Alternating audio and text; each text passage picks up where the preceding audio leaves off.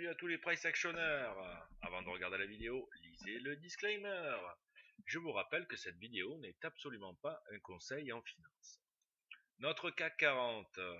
Alors, aujourd'hui, eh bien, léger petit rebond technique après la journée d'hier qui a confirmé un beau L2.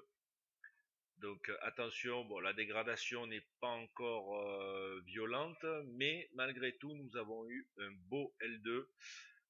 Tant que l'on ne s'affranchit pas des 630, nous sommes en tendance bearish de chez bearish, et l'objectif est toujours à tenir à 4216, 228, excusez-moi, voire ce niveau-là, c'est-à-dire le bas de notre expanding.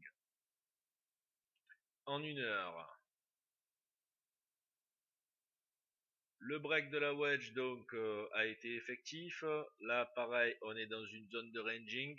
On peut tracer malgré tout une bear trendline qui a été créée aujourd'hui avec un micro double top. Voilà, un passage sous les 4005 serait de bon augure en clôture pour se dégrader sur une deuxième leg de baisse. Là, nous aurons la première leg. Voilà. Et la seconde leg ici. Je vais laisser le petit objectif. Qu'est-ce qui s'est passé? Voilà, je vais mettre l'objectif. Premier palier à 412. En 15 minutes. Bon, identique, hein, on voit les choses d'un peu plus près, mais rien d'autre à rajouter. En 5 minutes, séance compliquée. Compliquée car ranging bien sûr, et le ranging malheureusement on ne peut pas s'en apercevoir avant un certain niveau. Là donc on a commencé ce matin avec un beau spike and channel, donc la spike constituée par ce mouvement là, le petit channel qui lui a breaké assez rapidement au contact avec un beau rejet au contact des 580, c'était le previous high. Ensuite, après le break, on a atteint directement l'objectif. L'objectif de notre spike and channel sur les 540. Voilà. Formation d'une première bougie de pullback assez violente, mais un L1 tout aussi violent derrière, qui pouvait laisser présager un superbe IOI setup. Pas mal de traders sont rentrés sur celui-ci pour le major move de la leg. Donc une sortie sur ce point-là était de bon augure aussi. C'était le niveau d'ouverture.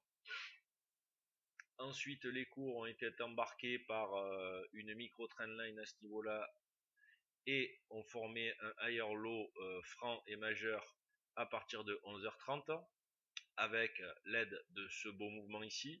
Donc on pouvait d'ores et déjà tracer une belle trendline.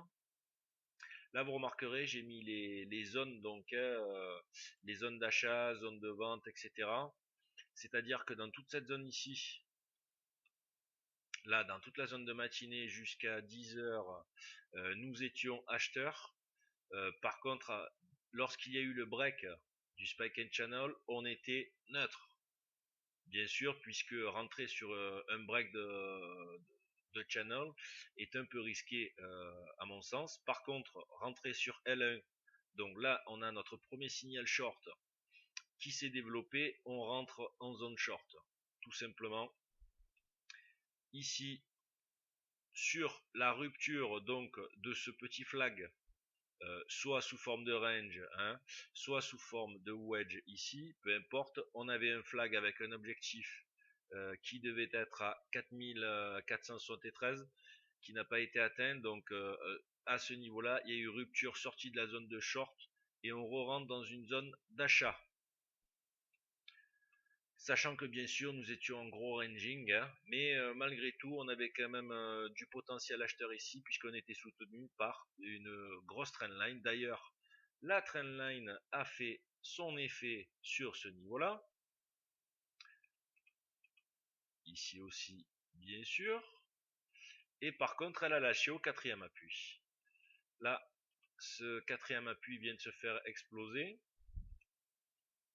On est dans une petite zone de ranging de précassure. Pour moi, malgré tout, on reste quand même avec un léger billet short, quoi, on va dire.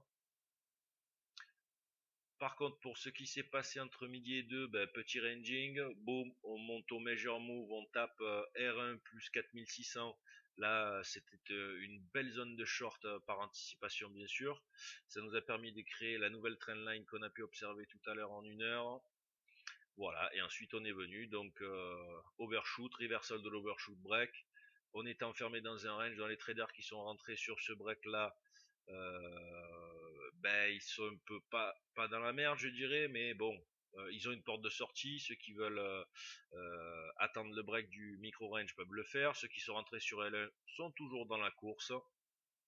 Voilà, et bien sûr l'invalidation du break sera à 74 au-dessus.